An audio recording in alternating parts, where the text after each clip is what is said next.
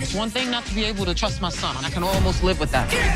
But I have to be able to trust my business partners. King and Chief probably had a big beef. Because of that, now I grit my teeth. What we do, it's all about who you know. Ass course, it's all about money. This think I'm dead. I'm getting mine. Here I am, turning over. I ain't never been more alive.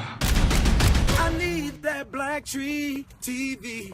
I need that BlackTree TV. I need that BlackTree TV. BlackTree Joey, how you doing, brother? Good, man. How you doing, man? Good. Happy to see you here. Happy to see Unique is still alive and kicking in the Power universe.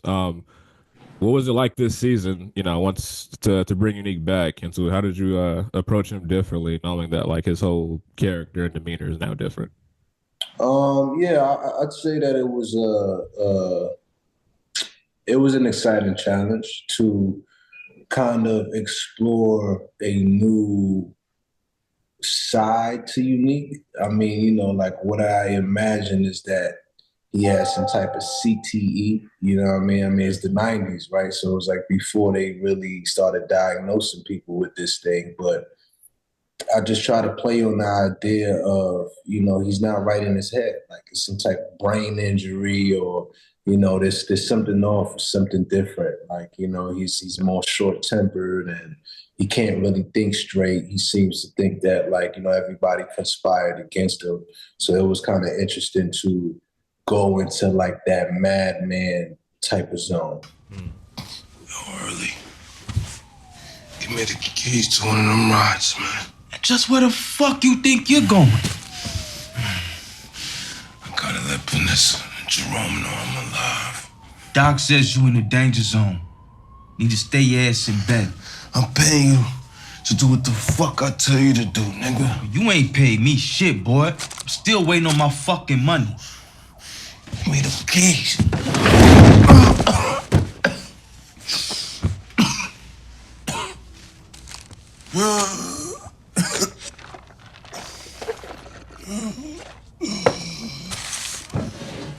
This fool won't get behind the wheel. Can't even walk across my damn itch.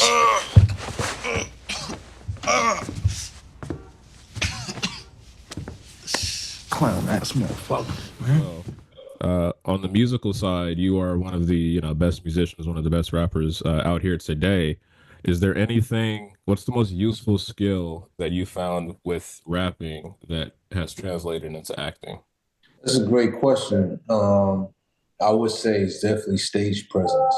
You know, like when I'm up there on that stage, I think that's the thing that I'm able to pull from that world into this world. Because, you know, when I go up there and I command the stage, I think I'm pulling from the same place of when I show up on camera and I'm commanding the camera or just the way I'm performing and portraying this character and wearing this character is similar to how I go on stage and I put on the Joey Badass persona. You know what I mean? What you seem to be one of the most like relaxed and chill people in the industry. What is it that keeps you down to earth? You don't seem like you easily get stressed out. Like, what really keeps you grounded? I think I spend a lot of time just at home, you know what I mean? Which is like kind of my center place. It's my place of peace. I really don't go like I'm an introverted who could turn on an extrovert. Introverted, extroverted. Yeah, you know what I'm saying? Like I could turn on the extrovert, but I'm definitely way more introvert. So I think it's a matter of me staying in my comfort zone enough to reserve enough of my social battery for when I do go outside. It's like, cool, I can spend it accordingly. Right. But apart from that, it's just really I'm just in my own world. You know what I'm saying? Like I just kind of stay out the way most of the time. Gotcha. Okay. No, for sure. I needed to hear that myself. And lastly, real quick, is there any role that you have yet to play that you would like die to play? Oh yeah, so many roles. I mean, the list is extensive. Like I'd love to play a boxer. I love to play a revolutionary. I do a superhero or a supervillain. Yeah. I do a detective, a lawyer. You know what I mean? Yeah. The list goes on and on. So I'm interested to see what the future holds. Nice. Okay. With the superhero or villain thing, I'll leave you with this. I don't know if you're familiar with the character Static Shock. There's a villain in there named Ebon. I think you'd be great for that. So yeah, just throwing that out there in the universe for you. All right, good to know. Good to know. Absolutely, absolutely. Pleasure talking to you, man. Take care, bro. I ain't never been more in love. I want to make some real loot. Get me some information. Go home, kid. Thank your lucky stars you got a mother who loves you. Beware of the hand when it's coming from the left. I ain't tripping. Just watch your step. If you want people to see you as you gotta let them know who you are. Famous last words. I need that BlackTree TV. I need that BlackTree TV. I need that BlackTree TV. BlackTree Jalen Coleman, BlackTree TV. Patina, how you doing? I'm good. How are you? Pretty good. I'm excited to talk to you. You are actually my favorite actor in the entire Power universe. Oh my God! Wow! Oh wow! Entire Power universe. I think you are. Thank you. Oh my goodness. Such a talent. I'm excited every time you're on screen. And with it, so much. absolutely. With it being 4 seasons now of you playing Rock, I'm curious, is there anything that you've discovered in yourself over the years playing Rock? Yeah, I've discovered so much. This character has been such a blessing to me. Rock has taught me, owning my voice, really standing up for myself, standing up for the things that I believe in, walking into rooms, knowing my worth and not dimming yourself down to make other people feel comfortable. I think Raquel is the type of woman who knows what she wants, doesn't question that, you know what I mean? And she says the things that she needs to say. And that's been a really good thing that I have, throughout the years that I have gained, is that confidence in my own voice and using it to speak truth, using it to make things happen for myself and, knowing my worth. What you doing? Working on this paper on Grandpa Elijah. Oh, yeah, school called me on that. I meant to talk to you about it, but I got caught up in other things. So you ain't got no questions for me about your grandfather? I mean, I was his favorite. I talked to Grandma, Uncle Marvin, and Uncle Lou. They gave me what I needed.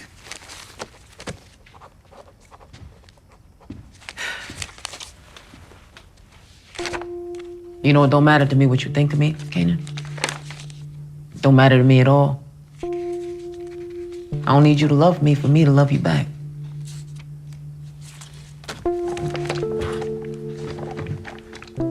You understand what I'm saying? I love you so much. Don't matter if you hate me. Yeah, absolutely. This is a bit of a 2-part question. Over the course of your career, what has been the best piece of acting advice that you have received? And what is the, I guess, go-to acting advice that you give out if someone approaches you? So I will say just a little piece of what best piece of advice that I have been given. Whoopi Goldberg told me whenever I got her role early in my career to do Sister Act, the musical, and I got to meet her. It was my first time. I was 21, so nervous to fill the shoes of someone else to play this iconic role. And I got to meet Whoopi, and she said to me was, don't worry about trying to do me. Don't worry about that. She's like, don't be afraid. Go hard. Go be big. Fall off. Don't be afraid to jump off the cliff. Right? And that's just about being able to just go as far as you can go and lose yourself in the best way. Right. And that's about not being afraid to take chances as an actor. And that advice I have taken I have really taken it over the course of these years, is to every project I want to feel alive. Every project I want to feel challenged. And if it scares me, it means that it's the right thing for me to be doing. And I want to go as far as I can, and I want to push the boundaries of how far I can take a character. And for me, what I give out to other actors is that same piece of advice is not being afraid to fail, because within failing, you find out a lot of things about yourself. You find out a lot of things about how you can be better. There's so many lessons in failing at something, and always to be a student. That for me is like you never stop learning. When we get to the place where we feel like we have got it all figured out and like, oh, this is easy, then we need to do something else. But it's always about, in acting for me, is always being a student. And that's for me taking acting classes, vocal classes, learning from other actors. I mean, I have the pleasure of working with like Wendell Pierce and Tony Danza on our show. That, like those two, I admire them so much, and I love being with actors and learning from them. And so for me, it's never stop learning. Yeah, no, absolutely. And I think that shows so much in your work. I'm excited to see the rest of the season. I'm excited to see you in anything else you do. It's been a pleasure talking to you. Thank you so, so much. I really appreciate it. And thank you for asking that question. Yeah, absolutely. Thank you. You have a good one. I want him to see me as me, not who my mother is. Gotta be real careful, Kanan. They ain't get to where they are without dropping a whole lot of bodies behind. Oh, like how you got the way you are? I need that BlackTree TV. I need that BlackTree TV. I need that BlackTree TV. Jalen Coleman, BlackTree TV. London, how you feeling, brother? Hey, man, no complaints, bro. I'm good, man. Excited to talk to you. Marvin has to be one of the best and funniest and actually most layered characters in all of the Power universe. When you're approaching a character, I hear actors say that you're not supposed to judge the character. How do you go about doing that when it comes to Marvin, who has such complexities to him? One second, he's this terrible father, and the next, you see him actually attempting and trying to be a better father. My approach to Marvin was just, how do we make him a real person?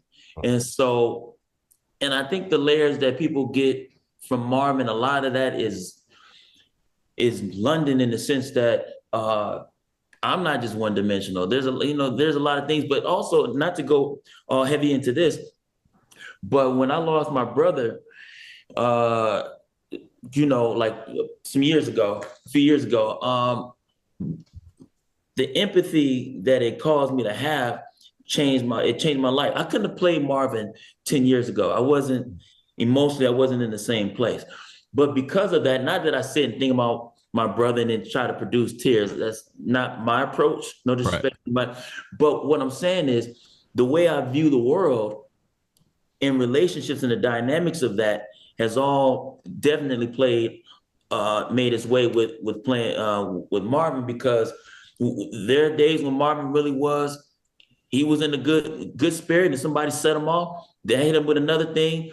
The compassion that he has for his daughter, he had to grow into that. So the audience will see Marvin going through his, growing pains. And but at the same time, he's a real person. He's not just the TV uncle who has a nice flat top and eating snacks. He got some real stuff to him. That's why if he cries, if he's holding a gun, or if he's eating, holding his daughter, or mad at Rock, none of those sides of Marvin look like they're fake. That's a real person. So they'll see that, though. Hey, you're wondering why I reached out to you. And the answer is twofold, my friend. First off, as discussed, you are a true professional. I mean, in a business that is sorely lacking in that particular area. And secondly, as was the case with our late comrade in Newark, I have a job that demands a little bit of distance and some cover for me. You need me to do more work for you. My daughter, Paulette, her new husband, Tommaso, he's embarrassing her and me, and that's unacceptable. Problem is Tommaso's a made guy, so I can't have one of my own guys go over there and knock some much-needed sense into him. That's against the rules. You mafia guys seem to find a whole lot of ways around the rules, though. Well, yeah. Well, it's not so much the letter of the law as it is the spirit, if you know what I'm saying. Do you feel that with you mentioning with everything you just said, do you feel that actors and artists in general have to really experience life and kind of go through things in order to become better artists in whatever their craft is? Yeah, I think the more experience, whatever you have in your tool belt, the more tools you have, the more things you have to pull from. Yeah. That's why sometimes, again, I couldn't have played Marvin 10 years ago. There was still some more life I had to experience. And so, even with whatever it is, life supplies you with the tools you need to do anything art-wise. We never know where the influence or where the inspiration gonna come from. Yeah. So all of that shows up with Marvin, and I think it's one of those techniques that as artists, no matter what the art is, we pulling from life, for sure.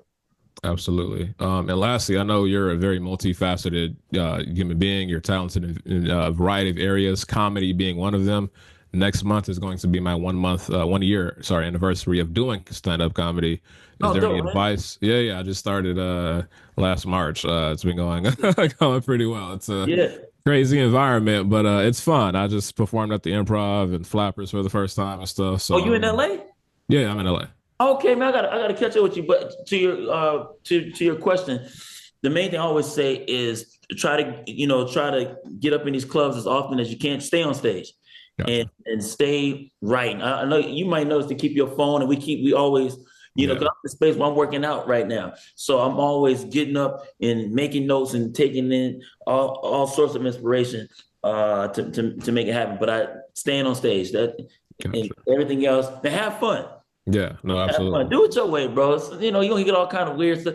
Just do it your way, find your own voice, and do it your way, bro. Okay. No, I appreciate that for real. Yeah. Appreciate talking to you. I hope I do see you around at some of the clubs. Yeah, man. There we go, man. Absolutely. Have a good one. You too, bro. You gotta understand, Kanan, that how people see you now is how they're gonna see you forever. How you want people to see you, Kanan? I want them to see me as me. Not who my mother is. I need that BlackTree TV. I need that BlackTree TV. I need that BlackTree TV. BlackTree Jalen Coleman, BlackTree TV. Awesome. Fellas, how you feeling? Chilling, man. Chilling. Awesome. Excited to be here talking to you too. Big fan of the show. Been watching all 4 seasons. Really enjoying everything that I've been seeing so far. Sasha, I know you've obviously probably taken Mekai under your wing. I'm sure you've taught him a lot of amazing things over the years. I'm curious, has he taught you anything in that course of time?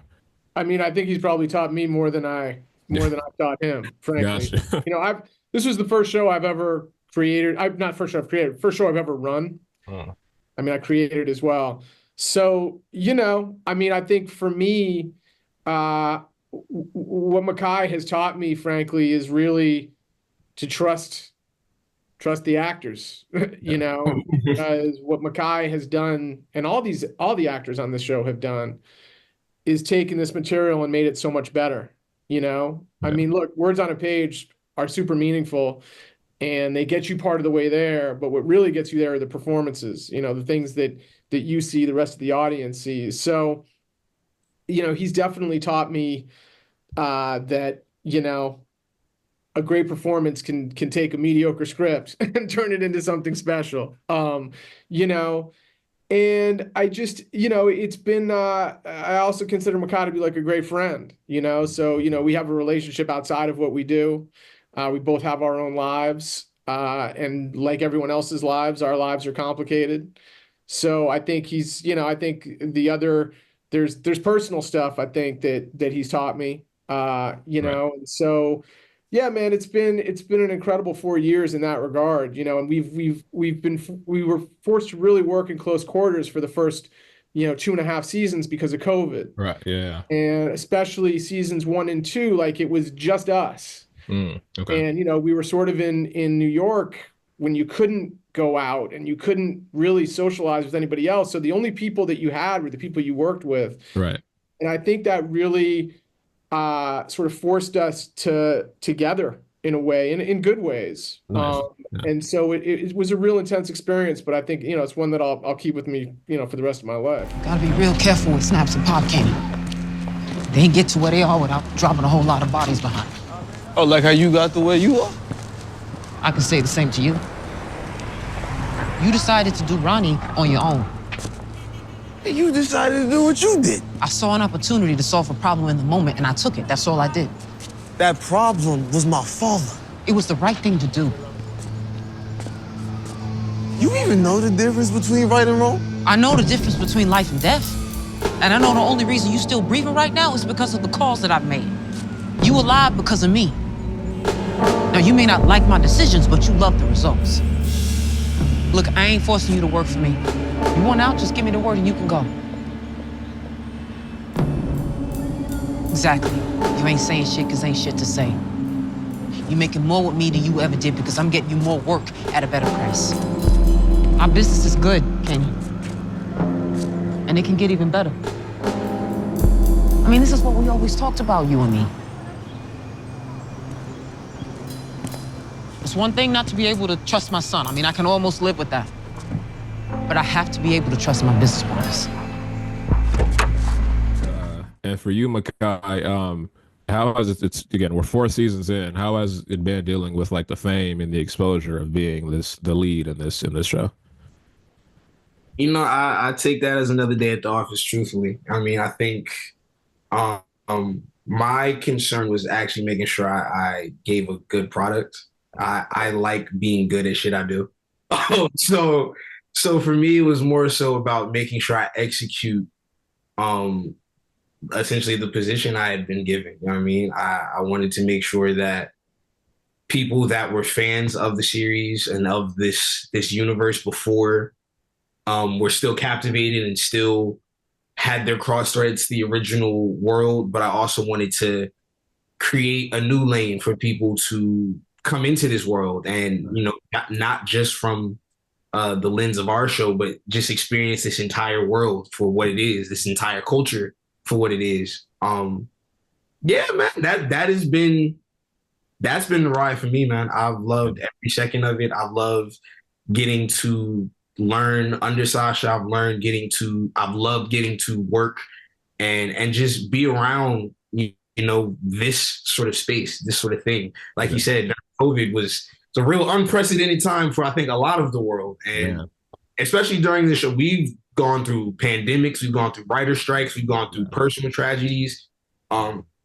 So I think also having that sort of community and family that I've built on this project, it also eases a bit of the pressure or the, you know, whatever you might feel from being in that sort of spotlight. But it's been real chill, man. I've loved it. Yeah. Oh, nice. Yeah, I'm excited to see the rest of the season. I already saw the first 2 episodes. I thought they were great, and excited to see other aspects of your career. So, pleasure talking to both of you, and I hope you guys enjoy the rest of your day. Thanks so much, Jalen. Good meeting you, man. Be well. Likewise. She probably had a big beef. Because of that, now I grit my teeth. What we do, it's all about who you know.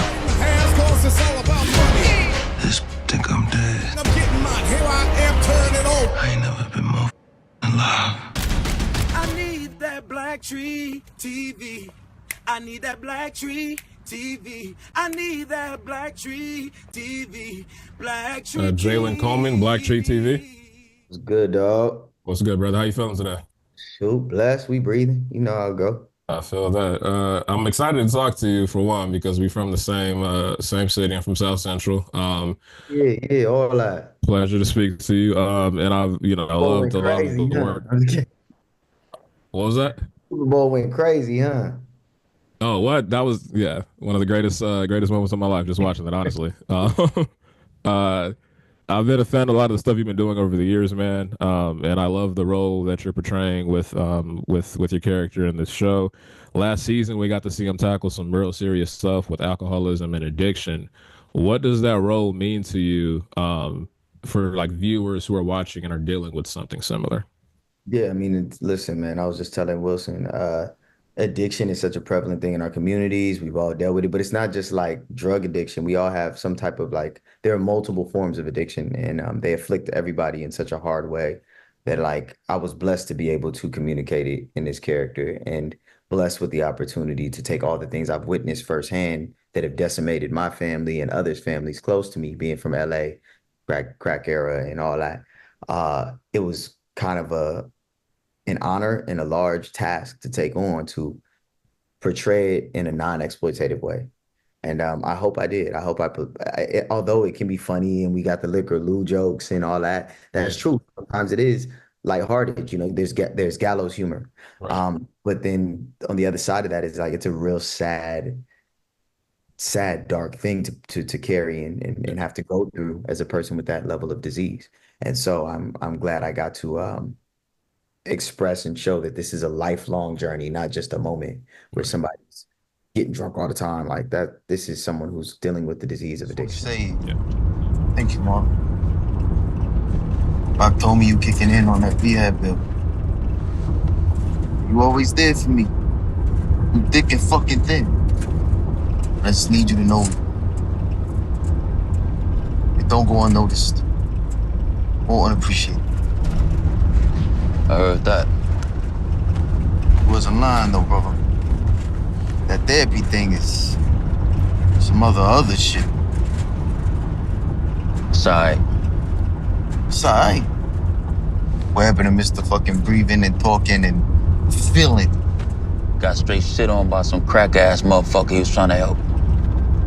And I did right by that fool. He still did me wrong. That ain't how it's supposed to work. Fuck Gerald, man. Fuck everybody. You did right by me. I ain't gonna do you wrong. I ain't counting those chickens yet. Aside from being a very talented actor, you're also a very talented writer. I'm curious, do you find the two help each other? Do you find you being a writer helps your acting, you being an actor helps your writing? Yeah, for me, it's a medium. All things service the greater good. So it's just inquisitive mind shit. Like if you're inquisitive, being a writer takes so much discipline and structure and understanding of both plot and story, plot and narrative. It's just it gives you a different perspective so that you can kind of get your geography in a story. That's what writing does. It helps you GPS yourself. You know what I'm saying? And that's been pretty great. Okay, for sure. And before I let you go, lastly, a mutual friend or homegirl Storm told me to tell you, say what's up. You said who said what's up? Storm. Storm? Oh Yeah, man, that's yeah. what's up. I told her I was talking to you. She said, tell him I said what's up. So yeah, just sending some love there. Hey man, that's my girl, dog. She she was doing her thing at the She doing she her is, thing. yeah. They Her should have had her at kid the Super Bowl, but I ain't gonna, turn it up. Yeah. No, shout out Storm if you're watching. But yeah, brother, really pleasure talking to you. Again, I'm a fan, I'm a writer and filmmaker myself, so it's really inspiring seeing you do your thing, man. Hey man, thank you, bro. Well, hey, many blessings to your journey in filmmaking. We need Thank you, more. brother. Yeah. Thank you. You have a good one. You too, Ken.